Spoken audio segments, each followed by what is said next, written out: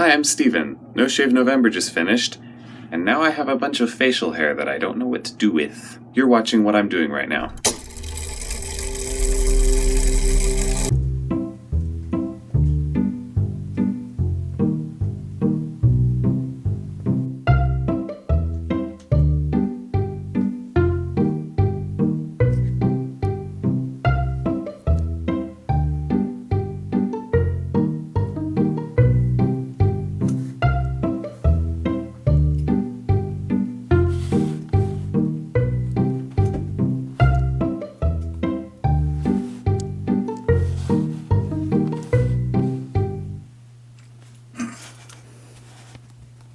Today's to-do list involves working on Crash Course, working on Kate Tectonics, and going to lunch with Craig Benzine. In other news, last night I was talking about the pros and cons of this camera, and this morning I remembered that this camera has another thing that goes in its pros category, in that it has optical image stabilization on the sensor. So even if the lens that I attach to the camera doesn't have optical image stabilization, the camera is able to actually move the sensor to compensate for a little bit of shake. Which means shots with this camera should be unusually smooth, and using this camera in the car should have less shake than other things that I've used in here. Today is really pretty. This part of winter, I mean it's not technically winter yet, but this part of the winter season is always really nice. The snow is fresh, nothing's had a chance to get muddy yet. Toward the end of the winter season here, everything is just so mushy and smushy and gushy. So I was just working on some sound stuff down in my basement, and I thought, you know what, it kind of smells like Craig Benzine down. Oh! Hey! Hey! Michael Rhonda! Oh my. She's just peeing right in the snow. That's how I do it. This is the important footage. Yeah, this is what Michael is doing right now. Abby. Bye, Abby. Where are we going? We're going to Iron Horse, which is a restaurant way down there. Not way down, it's like a block. Iron Horse Pub and Grill. We're getting a bunch of beer. Is that what we're doing? Welcome to Missoula. Dang. Look at that shrimp. Can you squat? Can I squat? Maybe not, maybe I not. don't think you can sit. I might be able to adjust this for my own, because it's just the length from shoulder to crotch that is too small. So I might be able to undo this part. This is a costume for the Kate Tectonics shoot that we have on Saturday. It arrived today. It's surprisingly difficult, surprising to me at least, to find decent astronaut outfits on the internet. Oh yeah, it definitely is. What? You can see the pickings are slim.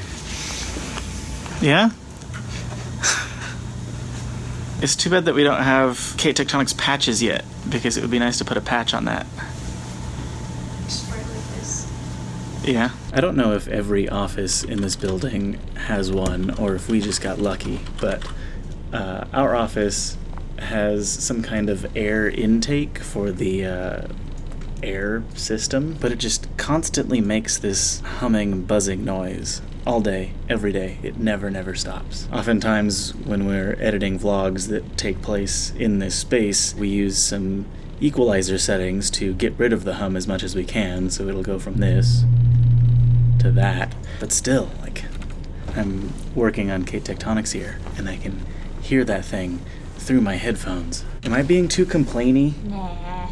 I'm trying to be less complainy about everything. Maybe I could just frame it more positively and say that I look forward to a time when we have an office space that doesn't have such a constant buzz. I also look forward to that.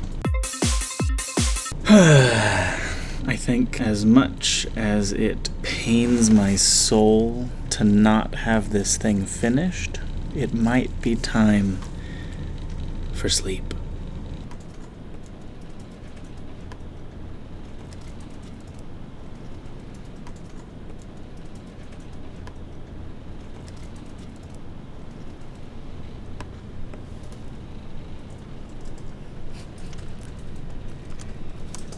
Sari, Yeah. Do you think that I should go home and sleep or work on Kate Tectonics? I think you should play Factorio. Ooh.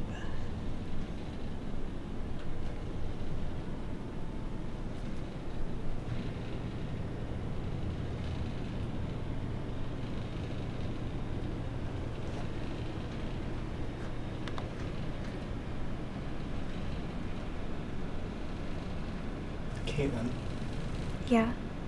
do you think I should go home and sleep or work on Kate Tectonics? I think you should go home and sleep.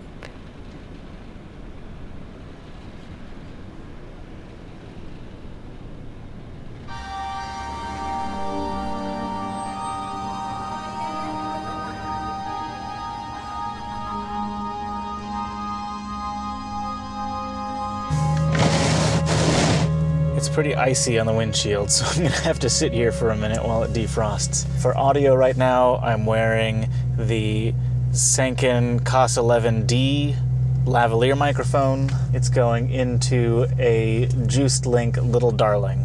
I tried as best I could through the window to make sure that focus and exposure was decent. I won't know if I succeeded until I look at this footage later, so if it's not in focus or if the framing's weird, I apologize. As might be obvious by the fact that I'm sitting in a car right now, I have elected to go home and go to sleep as opposed to trying to pull an all-nighter to finish Kate Tectonics. I would still like to get it done tomorrow, but you know, I've been saying that for weeks and weeks and weeks. This experience has made me feel like maybe I should not say anything publicly about release dates for things. Historically, it's just led to me missing them and then saying again, maybe it'll be done tomorrow, maybe it'll be done tomorrow. The vlogs right now are a month and a half in the past, and I'm talking about the episode that I'm working on right now a month and a half ago. Managing workflows, I think, is going to be the biggest hurdle, the biggest project for 2017. Having the vlog a month and a half in the past isn't fun. It's not engaging for you guys. So we really need to figure out how to not let that happen anymore. The Kate Tectonics project is not going to be sustainable in the long run if we're always taking a month and a half to finish an episode. I don't know what the answers are, but I've got to figure it out. Anyway, windshield is now defrosted, so we can begin our journey. I've got to say that so far, I really, really like this camera's low light capability. That was one area in which the Blackmagic Pocket Cinema camera always struggled. In fact, all of Blackmagic's cameras struggle when it comes to low light. So having a camera like this that is capable of seeing in the dark, you may have seen the other day, capable of seeing in the dark better than my own eyes are. It's like a breath of fresh air. And so far, the batteries on this camera last way longer than the Blackmagic Pocket Cinema camera. We're also shooting in 4K on this thing, whereas the Pocket Cinema camera could only do 1080. This thing at 1080 is able to shoot up to 120 frames per second. So far, I think the drawbacks for me are that it's a little bit heavier than the Pocket Cinema camera was. And the biggest thing for me is that because it's a Sony camera, it has an E-mount on it. And I've never owned any Sony cameras, so I don't have any E-mount lenses. I have a bunch of EF mount lenses for my Canon cameras and the Blackmagic cameras, and then the Pocket Cinema camera took micro 4/3 mount lenses. So if I do end up buying this camera, I'm gonna have to choose between investing in another set of lenses just for this camera, or using adapters to stick my EF mount lenses on this camera, which is what I'm doing right now. The lens on here is the kit lens that came with my Canon 7D. It's bigger and heavier and bulkier than I would want for a permanent lens on this camera. It also doesn't go as wide as I think I would like. I mean, I'm sure this shot looks fine. There's just me in the shot. But if I had two people in the car like I sometimes do, I would definitely need a much wider lens to be able to get both of us in the shot. And then even more especially if I wanted to have the camera on the windshield instead of over there. I suppose another drawback of this camera versus the Blackmagic Pocket Cinema camera is that this camera is more than twice the price. The Pocket Cinema camera is under $1,000. This one is over $2,000. I don't know. There's so many things to consider. I can't see what the camera sees right now, but just based on the way the camera looks like it's pointing, it makes me think that over the course of this car ride, the lens has caused it to droop downward, so maybe you're just looking at my neck now. That wouldn't be fun. That looks more like it's pointing at me. This lens is too heavy. This whole drive home, there's a lot of street lights and stuff. It'd be really interesting to take this camera out, way out down the freeway where there's just nothing, and then see how well lit it can be just by the instrument panels in here. I'm sure I'd have to pump the gain up. It would look a little grainy. Well, all right, I'm home now. I'm just gonna go straight to bed when I get inside. So, thank you for watching this video, and I will see you tomorrow.